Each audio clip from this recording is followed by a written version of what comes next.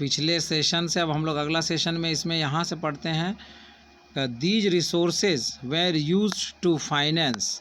ये जो रिसोर्स थे वो फाइनेंस करने के काम में आते थे। किसको फाइनेंस करने के काम में?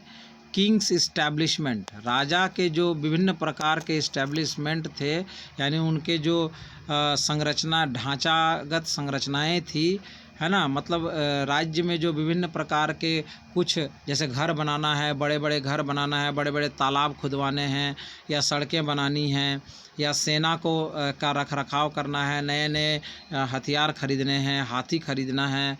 तो इस तरह की जो जितने भी काम थे उसको फाइनेंस, उसको आर्थिक मदद करने के लिए ये सारे टैक्स जो है वो लिए जाते थे। As well as for the construction of temples and forts, और साथ ही साथ मंदिर और किलों को बनाने के लिए भी ये टैक्स काफ़ी उपयोगी होते थे। They were also use to fight wars, और इन्हीं टैक्स का उपयोग युद्ध लड़ने में भी किया जाता था। वही जो युद्ध में अभी बताए, युद्ध के लिए हथियार खरीदना है ना, 2 महीना 3 महीना का जो रसद है, मतलब खाने पीने का सामान है, वो पहले से ख़रीद कर रख लेना है। तो ये सारी चीज़ें जो हैं उसमें भी ये सब मदद करती थी, ये सब tax, which were in turn expected to lead to the acquisition of wealth in the form of plunder and access to land as well as trade routes. और इसके बदले में ये जो टैक्स लिए जाते थे, और बदले में क्या वादा किया जाता था जनता से कि हम लोग और लड़ करके युद्ध जीतेंगे, और ज़मीन हम लोग कब्जा करेंगे, और ज़मीन कब्जा करके उसमें से धन संपत्ति लूट कर लाएंगे, तो हमारा राज्य जो है वो समृद्ध होगा, है ना, और हम लोग नए नए व्यापार के रास्ते भी खोलेंगे, तो इससे हमारा देश समृद्ध होगा। तो आप देश के अंदर रहिएगा तो आप भी समृद्ध होइएगा, इसलिए टैक्स दीजिए, ये तर्क दिया जाता था। The functionaries of for collecting revenue were generally recruited from influential families, और ये जो टैक्स को कलेक्ट करने का जो एक तंत्र तैयार किया जाता था, है ना, कि कैसे टैक्स लेना है लोगों से, कौन लेगा टैक्स लोगों से, कब कब लेगा टैक्स लोगों से, ये सारे जो तंत्र हैं वो तैयार किए जाते थे। कैसे करके? तो वैसे लोगों को रिक्रूट किया जाता था जो कि काफ़ी प्रभावशाली परिवारों के या ख़ानदानों के होते थे, यानी प्रभावशाली ख़ानदान या समूह के जो लोग थे उनको इसमें नियुक्त किया जाता था टैक्स वगैरह कलेक्ट करने के लिए। And positions were often hereditary, और ये जो पद थे वो अक्सर क्या होते थे, हेरिडिटरी रहते थे, मतलब पुरखों से मिलते आते थे, है ना, कि उसके पिताजी ने भी अगर टैक्स कलेक्ट किया तो उसी का लड़का टैक्स कलेक्ट करेगा, या उसके दादाजी परदादाजी टैक्स कलेक्ट करते आते थे, तो परदादा ने टैक्स कलेक्ट किया तो उसके फिर दादाजी भी टैक्स कलेक्ट करते थे, फिर उसके पिताजी भी ही टैक्स कलेक्ट करते थे, तो उसके लड़का ही टैक्स कलेक्ट करेगा। ऐसे चलता था, पीढ़ी दर पीढ़ी चला करता था, ये होता था। और अन्यथा इन्फ्लुएंशियल फैमिली, मतलब प्रभावशाली परिवार के लोग होते थे, जैसे राज दरबार में कोई मंत्री है, वो उसी का मामा का लड़का या भतीजा या उसके फूआ का लड़का कोई है, तो उसी को बना दिया जाता था कि ठीक है आप उस तालुका में जो है कलेक्ट टैक्स आप ही कीजिएगा। तो ऐसे प्रभावशाली लोगों को दिया जाता था। This was true about the army as well, और सेना में भी ऐसी ही बातें चलती थी, मतलब सेना में भी पीढ़ी दर पीढ़ी पद जो है वो हस्तांतरित होते थे। कहने का मतलब है कि अगर किसी के परदादा सेनानायक थे, अगर एक टुकड़ी के मान लो 5000 टुकड़ी के सेनानायक उसके परदादा थे, तो उसके दादाजी भी उसी सैनिक 5000 सेनाओं के टुकड़ी के ये रहेंगे, सेनानायक रहेंगे। उसके पिता भी होगा और वो खुद जो है वो भी उसी टुकड़ी का सेनानायक खुद ब खुद, मतलब जन्म से ही बन जाएगा, उसमें ये योग्यता रहे या ना रहे। In many cases close relatives of the king held these positions, और अधिकतर मामलों में, अधिकतर स्थितियों में क्या होता था कि राजा के जो क्लोज रिलेटिव्स होते थे, जो नज़दीकी रिश्तेदार होते थे, है ना, वो ही नज़दीकी कुटुंब या परिवार के लोग होते थे, वही इन पदों पर अधिकतर रहा करते थे। ठीक है, अब हम लोग आते हैं प्रशस्ति एंड लैंड ग्रांट्स पर। चलिए, prashastis contain details that may not be literally true. प्रशस्ति जो होते थे वो उनमें जो डिटेल्स है, उनमें जो वर्णन है, वो सत्य नहीं भी हो सकते हैं। अब ये क्यों नहीं हो सकते हैं, आप उसका अंदाज़ लगाइए कि प्रशस्ति जो होते हैं असल में क्या होता है, किसी की प्रशंसा में लिखे गए बातों को प्रशस्ति बोलते हैं। तो किसी की प्रशंसा में अगर बातें लिखी गई हों तो कोई गारंटी हो सकता है कि वो बातें सही लिखी गई होंगी 100%, है ना। किसी की जब हम लोग बड़ाई करते हैं तो बहुत जो अधिकतर जो इसके दरबारी जो कवि हुआ करते थे, दरबारी जो लेखक हुआ करते थे उनके राजा के दरबार के, वही ये सब लिखा करते थे। जैसे चंद बरदाई ने लिखा था पृथ्वीराज रासो, ठीक है ना। अबुल फजल ने लिखा अकबरनामा, ठीक है। और बहुत से लोगों ने जो है लिखा, है ना। जैसे तो बहुत से राजाओं के जो है जीवनी जो है या प्रशस्तियाँ जो हैं वो इस लेखकों ने इस प्रकार से लिखी हैं।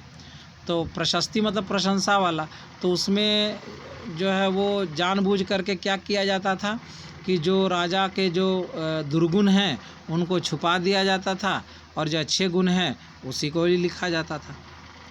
तो इसीलिए अगर राजा ने कोई बुरा कार्य किया हो तो उसको उतना वर्णन के साथ नहीं लिखा जाता था, है ना। जैसे अगर कहीं वो हार गए हैं, तो जैसे अगर राजा जो है वो 10 बार हारा है और 2 बार जीता है लड़ाई, तो उसमें लिखा जाएगा कि महाराज जो जीत का जो वर्णन है उसको कई पेजों में, कई पन्नों में किया जाएगा, 5-10 पन्नों में उसके जीत का वर्णन किया जाएगा।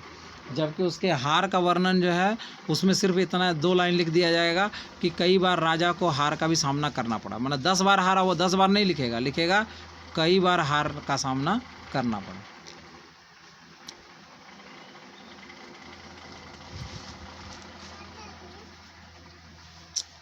अरे भाई, खुद से प्रशस्ति तो अब किसी के दरबार में बैठा है कोई राजा ही उसको खिला रहा है तो वो खुद लिखे या राजा लिखवाए, लिखना तो उसका राजा का बड़ाई में ही लिखना है। राजा बैठा करके भी लिखता है, बहुत सा राजा बैठा करके भी लिखवाया है, ऐसा बात नहीं कि नहीं लिखवाया है। बहुत से राजा जो हैं वो इसलिए ही नियुक्त ही करते थे कवि और लेखकों को कि वो मेरे बारे में प्रशंसा में लिखें। तो पहले बहुत बार ऐसा भी होता था कि राजा भी बहुत महान हुआ करते थे। जैसे भगवान राम हुए, भगवान श्री कृष्ण हुए, फिर विक्रमादित्य हुए, तो राजा मिहिर भोज हुए, पृथ्वीराज चौहान हुए, तो ये तो सचमुच में महान थे। तो इनके शिवाजी महाराज हुए, तो इनके बारे में जिन्होंने लिखा वो तो सच ही लिखा। किंतु बहुत से ऐसे राजा थे जिन्होंने उतने महान कार्य नहीं किए, लेकिन अपने दरबारी कवि जो है उनको कहा कि नहीं, मेरे बारे में आप अच्छा ज़्यादा लिखिए, है ना। तो ऐसा भी हुआ ही होगा, गारंटी है। तो इसलिए कहा जाता है कि प्रशस्ति जो है उसमें जो वर्णन है वो अक्षरशः सत्य नहीं भी हो सकते हैं। But they tell us how rulers wanted to depict themselves. और इसीलिए उनसे हम ये जान पाते हैं कि राजा जो है अपने आप को किस रूप में समाज के सामने दिखाना चाहता था।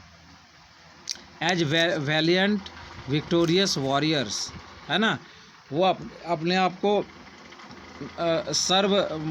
मतलब क्या बोलते हैं उसको, दान में 1 नंबर का, विजय में, है ना, युद्ध विजेता के रूप में और परमवीर के रूप में दिखाना चाहते थे। For example these where composed bye learned Brahmanas, है ना। और ये सब हम लोग कहाँ से पाते हैं, तो ब्राह्मणों को पढ़ करके पाते हैं। Who occasionally helped in the administration. और ये इन ब्राह्मणों के से जो है कभी कभार उनके शासन व्यवस्था के बारे में भी पता हमें चलता है, क्योंकि कोई राजा का जब बड़ाई करेगा तो वो कैसे शासन करेगा, क्या क्या उन्होंने शासन अच्छा चलाने के लिए क्या क्या किया, ये सब का भी वर्णन मिल जाता है। तो उसमें से अगर कोई राजा बढ़िया काम किया तो उसका द्वारा क्या क्या कार्य किए गए वो भी उसमें लिखा मिल जाता है। तो इसलिए वैसे ब्राह्मणों से हमें उसकी भी जानकारी प्राप्त होती है, यानी कुछ जानकारी भी मिलती है और कुछ हमें उसमें से ये भी लगता है, झूठ भी लगता है ना, पूरे तरह से सही नहीं लगता है। चलिए अब आगे चलते हैं। अब जैसे अब यहाँ पे दिया है एक बॉक्स में, मैनी रूलर्स डिस्क्राइब्ड, जैसे द अचीवमेंट्स ऑफ नागभट्ट। अब नागभट्ट के द्वारा क्या क्या अचीवमेंट प्राप्त किया गया उसका वर्णन यहाँ पे दिया है कि many rulers described their achievements in prashastis. बहुत से राजाओं ने अपने जो शासन व्यवस्था का वर्णन जो प्रशस्तियों में करवाया है। यू रेड अबाउट द प्रशस्ति of Gupta ruler Samudragupta last year. तो बोल रहा है कि पिछले कक्षा में आपने समुद्रगुप्त का प्रशस्ति पत्र जो है वो पढ़ा होगा। One prashasti written in Sanskrit and found in Gwalior. एक ग्वालियर में संस्कृत में लिखी प्रशस्ति पत्र इसी प्रकार की मिली थी मध्य प्रदेश में। Describes the exploits of Nagabhata a Pratihara king as follows. जो नागभट्ट प्रथम या द्वितीय के बारे में, जो कि एक प्रतिहार राजा थे, उनके बारे में एक प्रशस्ति में इसी प्रकार से लिखा हुआ है। क्या लिखा हुआ है? द किंग्स ऑफ नागभट्ट जो है वो इसका राजा था।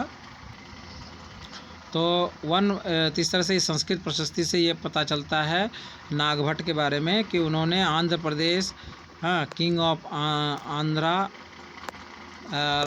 प्रदेश के राजा, सैंधव के राजा, विदर्भ के राजा और कलिंग के राजा, इन सब को उन्होंने जब राजकुमार थे वो उस समय ही हरा दिया था। उसके बाद उन्होंने चक्रायुद्ध को हराया, फिर बंगाल के राजा को हराया, गुजरात के राजा को हराया, मालवा को हराया, किरात जो कि जंगली लोग थे, है ना, आदिवासी लोग थे, उनको भी हराया, फिर तुर्कों को भी हराया, वत्स और मत्स्य को भी हराया। ऐसे उनके प्रशस्ति पत्र से पता चलता है। ठीक है, चलिए। Kings often rewarded Brahmanas by grants of land. ठीक ना, राजा जो होते थे इस तरह से प्रशस्ति लिखने के कारण कई बार कई राजा बहुत प्रसन्न हो जाते थे। तो वो क्या करते थे, जिनके द्वारा ये प्रशस्तियाँ लिखी जाती थी उनको ज़मीन दान में दे देते थे, है ना। ग्रांट्स ऑफ लैंड, ज़मीन भी दान में करते थे। These where recorded on copper plates, और इन्हें ताम्र पत्रों में रिकॉर्ड किया जाता था, लिखा जाता था। Which were given to those who received the land, और ये ताम्र पत्र में दे दिया जाता था लिख करके कि ये ज़मीन जो है आपको दिया जाता है, ताकि वो पीढ़ी दर पीढ़ी जो है उसकी संतान जो है उसी ताम्र पत्र को दिखाकर जो बाद के राजा हैं उससे उस ज़मीन को अधिकार में रख सके, है ना। ऐसा ना हो कि पिता ने दिया और ताम्र पत्र भी दिया, मान लो ताम्र पत्र खो गया। एक तरह से ज़मीन का कागज़, जो अभी हम लोग ज़मीन खरीदते हैं तो उसका कागज़ रखते हैं ना, तो उसी तरह से ताम्रपत्र रखना पड़ता था। वो ताम्रपत्र दिया जाता था राजा के द्वारा कि ये ज़मीन आपको भोग के लिए दी जाती है। तो ऐसा जो प्रशस्ति लिखते थे उन ब्राह्मणों को भी दिया जाता था। ठीक है, अच्छा, यहाँ पे इस बॉक्स में क्या क्या लिखा जाता था विद द लैंड, वो यहाँ पर लिखा गया है। जैसे देखते हैं हम लोग, यहाँ पढ़ते हैं इसको। What was given with the land, ज़मीन के साथ और क्या क्या दिया जाता था। This is a part of the Tamil section of land grant given by the Cholas. Chola के द्वारा तमिल भाग में ज़मीन जो है ब्राह्मणों को दिए जाने के क्रम में ये चीज़ बातें लिखी रहती थी। क्या लिखी रहती थी? We have demarcated the boundaries of the land by making earthen embankments as well as by planting thorny brushes. This is what the land contains. बोल रहा है कि जो आपको जो ज़मीन दी गई है उसको चारों तरफ से मेड़ उठाकर, मतलब ज़मीन को इम्बार्क करके, यानी कि मिट्टी को उभार कर, यानी मेड़ बना दिया गया है। As well as by planting thorny bushes, और उसके किनारे किनारे झाड़ियाँ जो हैं वो कांटेदार झाड़ियाँ लगा दी गई हैं। This is what the land contains, और ये ज़मीन आपकी होती है। फ्रूट बियरिंग ट्रीज़, उसके अंदर फल वाले वृक्ष हैं। वाटर लैंड, उसके अंदर जलीय भूभाग हैं, गार्डन्स हैं और ऑर्चार्ड्स हैं, है ना, बगीचे और फल वाले बगीचे हैं। वही गार्डन ऑर्चार्ड एक ही होता है। ऑर्चार्ड मतलब फल का बगीचों को बोलते हैं। ट्रीज़, वेल्स, है ना, पेड़ हैं, कुएं हैं, ओपन स्पेसेस हैं, खुले ज़मीन हैं, पैस्चर लैंड हैं, है ना, खेती वाले भूभाग हैं, ए विलेज हैं, एंट हिल्स, प्लेटफॉर्म्स, कनाल्स, डीचेस, है ना, तो चींटियों की बाम्बियाँ हैं, तो प्लेटफॉर्म्स हैं मतलब ऊंची भूमि है, कनाल्स हैं नहरें हैं, डिचेस गड्ढे हैं, रिवर्स हैं नदियां हैं, सिल्ट लेडन लैंड हैं, है ना, और पत्थर वाले भूमि भी हैं, टैंक्स हैं, जल के कुंड हैं, ग्रेनरीज हैं मतलब खेतों के फसलों के खेत हैं, फिश पॉन्ड्स मछलियों के तालाब हैं, बी हाइव्स मतलब मधुमक्खियों के छत्ते हैं, एंड डीप लेक्स और गहरी झीलें हैं। इस प्रकार की बातें जो हैं उनके ताम्रपत्र में लिखी रहती थी। उसके बाद क्या लिखा रहता था, he who receives the land, और फिर लिखा रहता था कि he who receives the land, जिन्हें ये ज़मीन मिलेगी, can collect taxes from it, वो इसके अंदर से टैक्स भी कलेक्ट कर सकते हैं, मैंने टैक्स कलेक्ट करके खुद ही रख सकते हैं।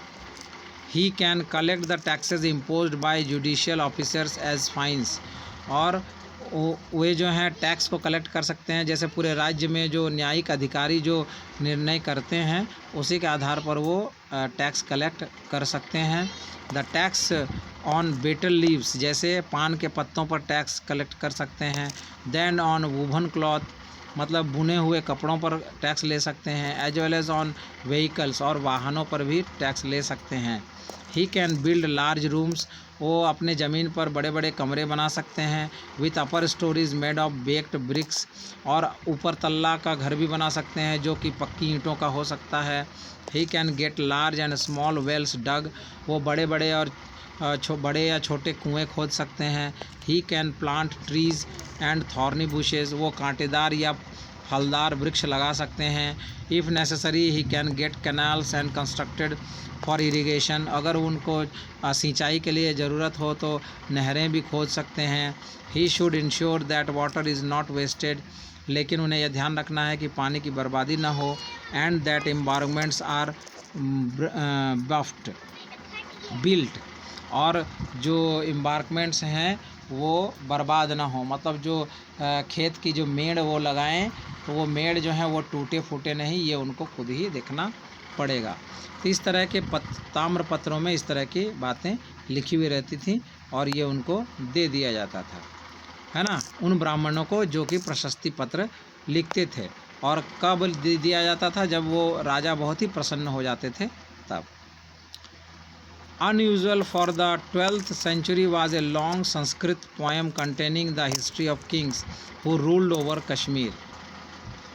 और लेकिन इसमें से एक जो है संस्कृत की कविता है जो कि कश्मीर के राजाओं के ऊपर लिखी गई है, वो बहुत ही अनयूजुअल है 12वीं शताब्दी के हिसाब से। मतलब 12वीं शताब्दी में जो प्रशस्ति लिखे गए थे वो अधिकतर उनमें सच जो है, सत्य बातें जो है वो 50% के करीब जो है वो रहती थी, है ना, लेकिन बाकी जो है वो झूठ ही हुआ करती थी। हाँ भल लग जाए, हाँ ठीक है लग जाए, है ना, तो रहती थी। लेकिन उनके उल्टे, उनके विपरीत जो कश्मीर के बारे में, कश्मीर के राजाओं के बारे में एक कविता संस्कृत में लिखी गई थी, वो बहुत ही अच्छी थी। यानी उसमें अधिकतर जो जानकारी थी वो अधिकतर सत्य ही थी। It was composed bye an author named Kalhana. ये जो है लिखा गया था किनके द्वारा, कल्हण के द्वारा लिखा गया था। ही used A variety of source, हाँ कल्हण, तो ही यूज्ड ए हाँ, it was composed bye an author named Kalhana.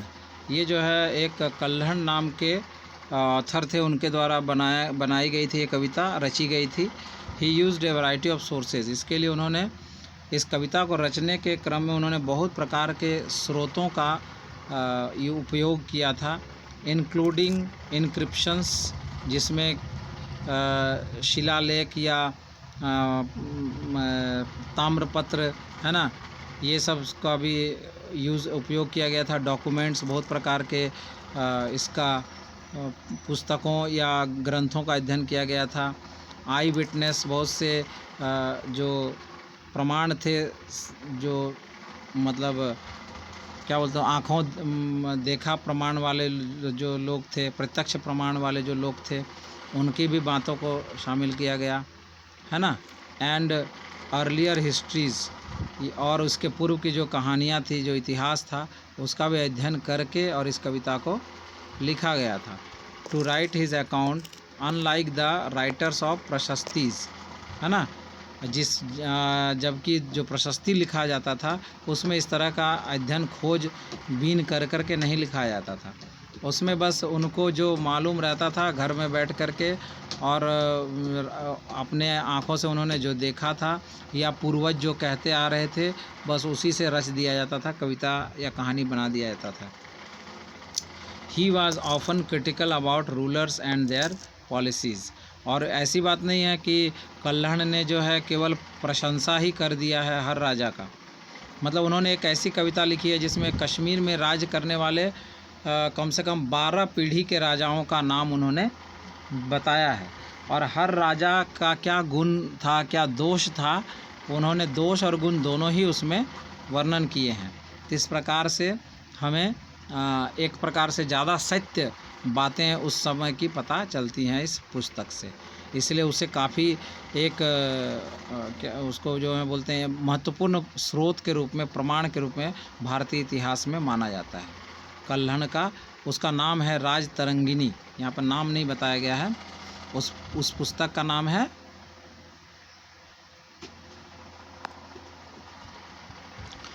उसके बाद है, चलिए, वारफेयर फॉर वेल्थ। अब धन के लिए क्या युद्ध वगैरह लड़ा गया, वो उसकी यहाँ पर हम लोग डिस्कस करते हैं कि दूसरे राज्यों को हरा कर आखिर क्या किया जाता था। तो वॉरफेयर फॉर वेल्थ, धन के लिए युद्ध। You may have noticed that each of these ruling dynasties was based in a specific region. आपने ध्यान दिया होगा कि ये जो जितने भी रूलिंग डायनेस्टीज़ हैं, ये जो शासक और साम्राज्य हैं, वो किसी खास क्षेत्र में ही आधारित हैं। At the same time they try to control other areas. तो वो अपने अपने क्षेत्र के राजा थे वो लोग, और अपने आसपास के क्षेत्रों में कब्जा करने के, है ना, उसे जीतने के फिराक में, है ना, रहते थे हमेशा। One particularly prized area was the city of Kannauj in the Ganga valley, है ना। और इस प्रकार का एक बहुत ही महत्वपूर्ण क्षेत्र जो था, जो सबके लिए सब उसको जीतने के लिए लालायित रहते थे, वो था गंगा घाटी में कन्नौज का क्षेत्र। ठीक है। हाँ, अब जो कोई भी स्थान है, जैसे मिहिजाम है, अब हम हैं तो भी मिहिजाम है, हमारे दादाजी थे उस समय, हम तो नहीं थे, लेकिन फिर भी मिहिजाम था ना, कि नहीं था। हाँ, तो वैसे कन्नौज जो है वो गुर्जर प्रतिहार रहे या कोई भी रहे, कन्नौज हमेशा से रहा है। तो उत्तर प्रदेश का एक इलाका है, एक क्षेत्र है जिसको कन्नौज कहा जाता है। तो वहाँ पर जो है उसमें मतलब उत्तर प्रदेश और मध्य प्रदेश के बाउंड्री के स्थान पर कन्नौज था, पाया है। तो उसको ऐसा माना जाता था कि वो भारत भूमि के मध्य में है, इसीलिए अगर उसको जीत लिया तो ऐसा माना जाता था कि पूरा भारत भूमि के हृदय को जीत लिया, और इसलिए पूरा भारत जो है उसका हो जाएगा। ऐसी एक तरह की विडंबना लोगों में थी, अंधविश्वास था ऐसा। और कन्नौज को अधिकतर राजा राजधानी भी बनाए थे प्राचीन काल में, इसलिए कि वो मध्य में पड़ता था भारत के। तो for centuries rulers belonging to the Gurjara Pratiharas, काफ़ी समय तक, बहुत से शताब्दियों तक जो गुर्जर प्रतिहार वंश के जो राजा थे, राष्ट्रकूट जो के राजा थे, और पाल डायनेस्टी के जो राजा थे, fought for control over Kannauj. इसलिए बहुत समय तक, कई शताब्दियों तक गुर्जर प्रतिहार, राष्ट्रकूट और पाल राजा जो है इस कन्नौज पर अधिकार करने के लिए लड़ा करते थे, है ना। काफ़ी शताब्दियों तक इन्होंने युद्ध लड़े। Because there were 3 parties in this long drawn conflict, और चूँकि इस लंबे चलने वाले युद्ध में जो है 3 पार्टियां थी, 3 साम्राज्य इसमें शामिल थे। हिस्टोरियंस ऑफन डिस्क्राइब, इसलिए इतिहासकार इसे अक्सर डिस्क्राइब करते हैं इस रूप में, एज द ट्रीपटाइट स्ट्रगल, है ना, त्रिपक्षीय संघर्ष के रूप में इसे बताते हैं। ठीक है। इस काल को, एक काल था खास काल, उस काल के समय को यानी 7वीं से 12वीं शताब्दी के बीच के समय को बोलते हैं ट्रिपाइट स्ट्रगल। उसके बाद है rulers also tried to demonstrate their power and resources by building large temples. राजा जो है अपने सामर्थ्य को, अपनी शक्ति को उसका प्रदर्शन करने के लिए क्या करते थे, बड़े बड़े भवन भी बनाते थे, बड़े बड़े, है ना, और बड़े बड़े मंदिर भी बनाया करते थे। So when they attacked one another's kingdoms, इसलिए जब वो एक दूसरे के साम्राज्यों पर आक्रमण करते थे, they often chose to target temples, इसलिए वो अक्सर क्या करते थे, मंदिरों को टारगेट करते थे कि उसके द्वारा बनाया गया ये वैभवशाली मंदिर है, तो जब हम आक्रमण करेंगे उस पर तो उसके साम्राज्य को तो बर्बाद कर देंगे, तो उसका मंदिर जो बना है उसको भी बर्बाद कर देंगे, है ना, तभी तो उसका नाम बदनाम होगा और मेरा नाम उठेगा। तो विच वेयर समटाइम्स एक्सट्रीमली रिच, और ये मंदिर कभी कभार पहले जो है धर्म का स्थान हुआ करता था, तो लोग कभी दान पुण्य किया करते थे मंदिरों में, तो इसलिए वहाँ पर काफ़ी धन संपत्ति भी रहता था। One such ruler is Mahmud of Ghazni, इस प्रकार का एक शासक था गजनी का महमूद, जो अफ़गानिस्तान में है। He raided the subcontinent 17 times, उसने इस भारतीय उपमहाद्वीप में 1000 से 1025 तक लगभग हर साल आक्रमण किया। 17 बार आक्रमण है, मतलब 25 साल के अंदर 17 आक्रमण, मतलब क्या होता है कि लगभग हर एक डेढ़ साल के बीच में एक आक्रमण वो कर देता था। विद ए रिलीजियस मोटिव, और इसका लक्ष्य क्या था, एक तो मंदिरों में जो धन संपत्ति था, अकूत धन संपत्ति था, उसको लूट लेना, और दूसरा मंदिर, हाँ, धार्मिक कारण भी था कि मंदिरों को विनाश कर देना है ताकि हमको इस्लाम धर्म को फैलाने में मदद मिले। ही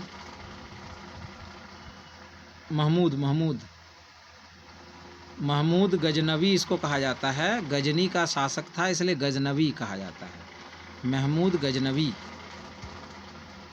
ठीक है, हाँ, Mahmud Ghaznavi. His targets were wealthy temples, उसका टारगेट क्या हुआ करता था, जो धन धान्य से भरे हुए जो मंदिर थे वो हुआ करते थे, ठीक है, और including that of Somnath Gujarat, उसमें से गुजरात का जो सोमनाथ मंदिर था वो भी इसके पहले टारगेट में रहता था, क्योंकि वो उसके रास्ते में सबसे पहले पड़ता था। और उस समय गुजरात के जो चालुक्य राजा हुआ करते थे वो काफ़ी धनी थे, और उन लोगों ने काफ़ी इसमें धन संपत्ति मैंने ब्राह्मणों को दान की थी, तो मंदिरों में काफ़ी धन संपत्ति, सोना चांदी हीरा मोती वगैरह था। Much of the wealth Mahmud carried away was use to create a splendid capital city at Ghazni, और अधिकतर जो धन संपत्ति महमूद अपने साथ लूट करके ले गया उसका उपयोग उसने किस लिए किया, तो गजनी में अपने राजधानी को सुंदर बनाने में किया।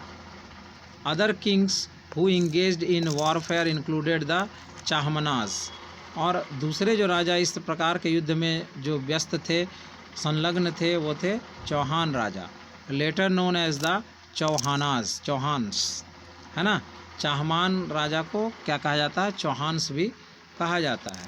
Who ruled over the region around Delhi and Ajmer, जो अजमेर और दिल्ली के इर्द गिर्द जो है आसपास वो लोग शासन किया करते थे।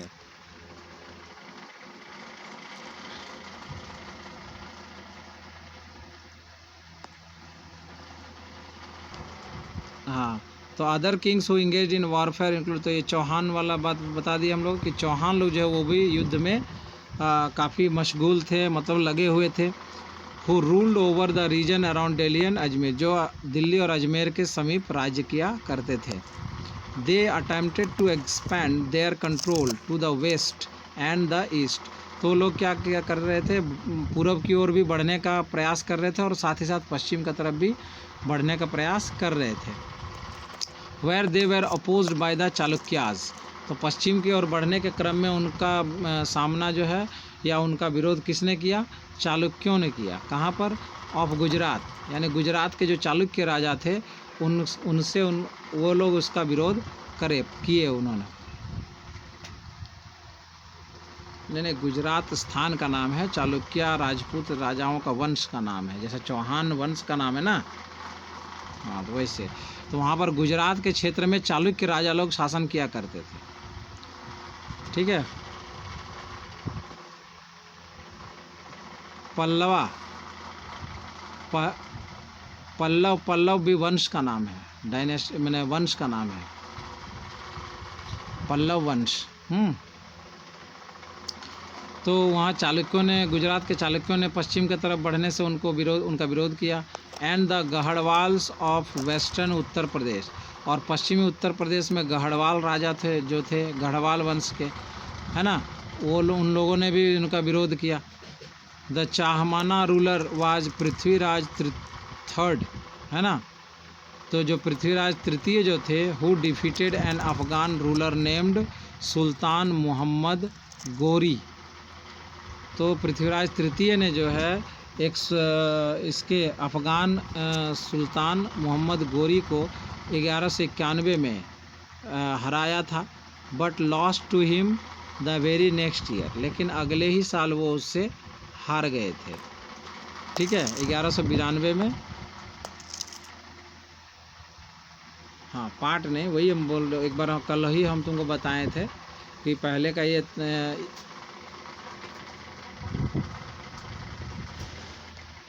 हाँ, और क्यों लगा दिया जाता था वो भी बताए थे, है ना। तो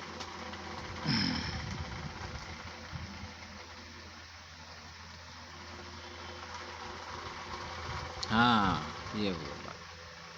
चलिए, अब आगे है ए क्लोज़र लुक द चोलास। अब चोल राजाओं के या चोल वंश के ऊपर एक निकट दृष्टि रखा जा रहा है कि चोल राजा कैसे थे, या चोल वंश जो है वो कैसा था, यानी दक्षिण भारत के अब राजवंशों के ऊपर हम लोग ध्यान देते हैं।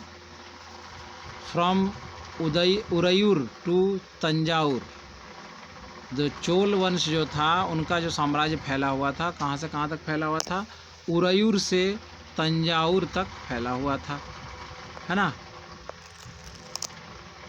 How did the Cholas rise to power, Chola राजा जो है वो शक्ति में कैसे आए, है ना, यानी उन्होंने कैसे अपना साम्राज्य स्थापित किया। तो इसकी कहानी क्या है, a minor chiefly family known as the Muttaraiyar held power in the Kaveri delta. एक चीफ फैमिली, एक मुखिया परिवार, एक छोटा सा मुखिया परिवार जिसे मुत्तरैयार कहा जाता था, उन्होंने पावर गेन किया, यानी शक्ति प्राप्त की। कहाँ पर, कावेरी डेल्टा में, कावेरी नदी के डेल्टा में। They were subordinate to the Pallava kings of Kanchipuram. वो जो है कौन थे, वो पल्लव राजाओं के मातहत थे, यानी उनके सहयोगी के रूप में कार्य करते थे उनके साथ। हाँ, मुतरैयार सब, ठीक है। अब विजयालय हु बिलोंग्ड, उसमें से एक विजयालय जो थे वो belong to the ancient chiefly family of the Cholas, और उसमें से विजयार जो थे, जो कि चोलों के पुरानी परिवार में से एक थे, उन्होंने क्या किया, फ्रॉम उरयूर, वो उरयूर से थे, captured the delta from the Muttaraiyar in the middle of the 9th century. तो उन्होंने क्या किया, मुत्तरैयार से वो डेल्टा जो है छीन ली, कावेरी के डेल्टा को, है ना। और ये कौन से लोग थे, चोल लोग थे उरयूर के, है ना। तो he build the town of Thanjavur and a temple for goddess Nishumbh सुदीनी।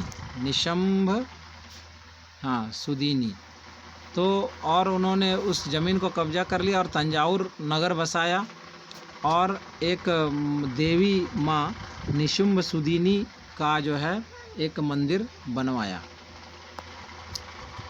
हाँ हाँ,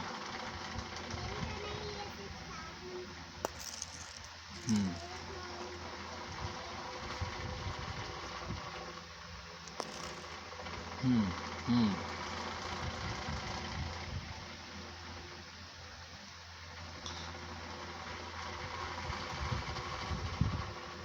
हम्म तो हम लोग थोड़ा मानचित्र को डिस्कस कर लेते हैं। तो चोल के हिसाब से अगर हम लोग देखें मानचित्र में दक्षिण भारत के, तो इसका जो घेरा है चोल राजवंश का, वो आपको देखने में लगेगा कि जो दक्षिण भारतीय हिस्सा है, एकदम दक्षिणी छोर जो है, उधर ज़्यादा रंग जो है वो गाढ़ा है। बोलने का मतलब है उधर चोलों का शासन जो है काफ़ी अच्छा रहा होगा। और ज्यों-ज्यों हम ऊपर और मध्य भारत की तरफ बढ़ते हैं, तो वैसे वैसे नए नए राजवंश भी हम देख पाते हैं जो उसी के अंतर्गत हैं। परंतु जो रंग है वो रंग जो है धीरे धीरे हल्का होता हुआ प्रतीत होता है। तो जैसे ये इसलिए ऐसा है कि उधर जो चोल शासन है उसका प्रभाव जो है, जैसे जैसे हम मध्य भारत की ओर जाते हैं तो उसका प्रभाव कम होता जा रहा होगा, है ना, कम हो रहा होगा।